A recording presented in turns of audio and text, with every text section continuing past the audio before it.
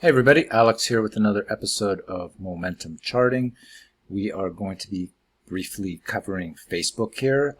Before we do, go ahead and hit the like, subscribe, and the bell notification. Lets the YouTube algorithm know you enjoy the content and want to see more of similar from me. So with that out of the way, let's go ahead and dive into Facebook. I'm on the daily time frame. I'm here in TradingView. Very, very simple on Facebook. From what I can see here, there are no really long-term trend lines in place on Tesla right now, except for this one right here, which I've got outlined here, starting at a low point in March 26, 2021. It's had three different touch points, one in May and then another one in mid-May, and that's where we are at currently. Right now we have a very, very clear line of resistance around 358.26, and Facebook has managed to start a sideways chop. Not surprising here. Stocks like to consolidate after they've had big run-ups, but the question is, are we going to break back up to the upside and continue this march higher that we've had in the stock since March of this year, or are we going to break out,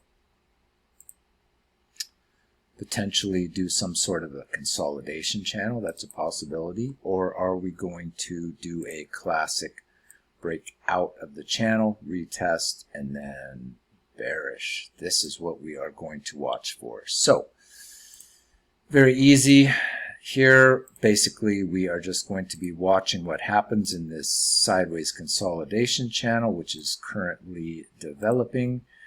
And if we do get some bullish price action to the upside, we start to get some 1 hour candles breaking out of this channel to the upside, go ahead and watch where it takes us to the upside, continuing along this trend line. But if we do not get a breach of this upward resistance, Facebook's in a holding pattern, and if we do break below this trend line here, the support at around 338 or so, I think that's going to be potentially a warning for the entire market. At that point, we're going to have to reassess what's happening in some of our other key stocks, the QQQ, SPY, etc.